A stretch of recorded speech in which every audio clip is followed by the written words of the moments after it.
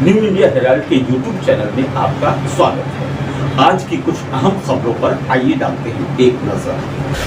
मुंबई में भी दिल्ली के श्रद्धा वाकर मर्डर केस जैसा दिल दहलाने वाला मामला सामने आया है।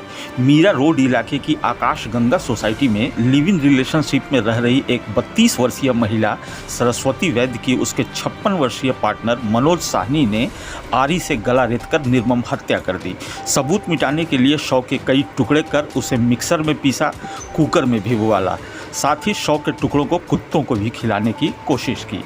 पटना में 23 जून को विपक्षी दलों की प्रस्तावित बैठक पर बीजेपी ने अपनी प्रतिक्रिया दी है।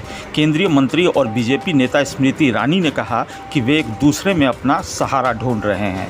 उन्होंने कहा, जो एक दूसरे में सहारा ढूंढ रहे हैं वो खुद अपने पैरों पर खड़ा होने में विफल हैं। उनके अरमान 2024 में पानी में बह जाएंगे, ये मेरा विश्वास है।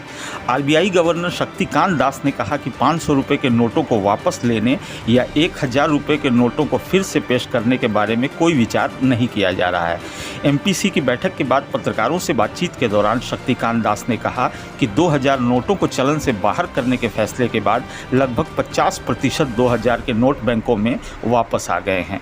केंद्रीय विदेश मंत्री एस जयशंकर ने मोदी सरकार के 9 सालों की विदेश नीति को रणनीतिक स्पष्टता वाला दौर बताया है। राहुल गांधी के अमेरिकी दौरे पर उन्होंने कहा, उनकी आदत है कि जब वो बाहर जाते हैं तो देश की आलोचना करते हैं, हमारी राजनीति के बारे में टिप्पणी करते हैं।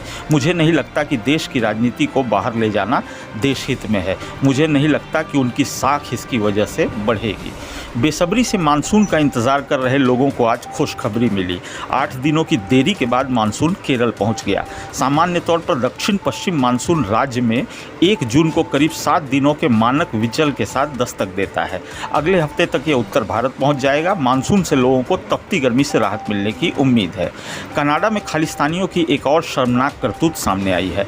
दरअसल कनाडा के ब्रैम्पटन इलाके में 5 किलोमीटर लंबी एक झांकी निकाली गई, जिसमें इंदिरा गांधी की हत्या वाली घटना को शामिल किया गया। झांकी में इसे बदला बताया गया और इंदिरा गांधी की हत्या को जश्न की तरह पेश किया गया।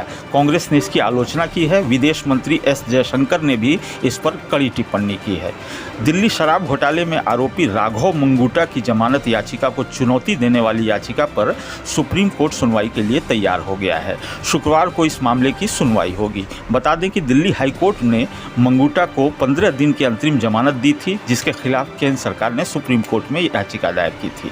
सीएम अरविंद केजरीवाल और उपराज्यपाल वीके सक्सेना ने आज दिल्ली में गुरु गोविंद सिंह इंद्रप्रस्थ यूनिवर्सिटी के दूसरे कैंपस का उद्घाटन किया। द्वारका के बाद पूर्वी दिल्ली में यह दूसरा कैंपस बना है। उद्घाटन के बाद समारोह में मौजूद कुछ लोगों ने हुड़दंग मचाया और मोदी मोदी के नारे भी लगाए। सीएम केजरीवाल अपने संबोधन के दौरान रुक गए और अपील करते हुए कहा कि बाद में नारे लगा लेना। गो फर्स्ट एयरलाइंस ने जानकारी दी है कि परिचालन कारणों से उसने 12 जून 2023 तक अपनी सभी उड़ानों को रद्द कर दिया है। इससे होने वाली असुविधा के लिए एयरलाइंस ने माफ़ी भी मांगी है और बताया है कि वो इसका पूरा पैसा यात्रियों को रिफंड करेगी। दूरदर्शन की सबसे मशहूर एंकरों में से एक गीतांजलि अय्यर का 72 वर्ष की आयु में निधन हो गया। वह पिछले कुछ समय से पार्किंसन बीमारी से जूझ रही थीं।